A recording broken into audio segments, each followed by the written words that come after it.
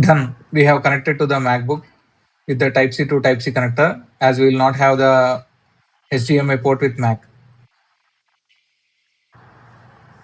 Now you need to go to settings and click on display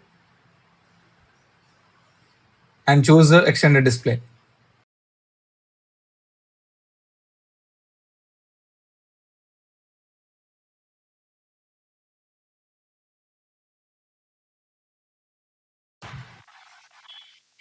Now you need to check the audio settings to play the audio on BenQ monitor. For that, go with the sound.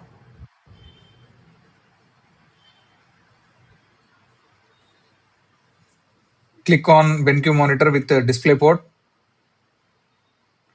Now you just need to restart your MacBook. Then you can able to listen to the audio on BenQ monitor. Let's see the audio quality.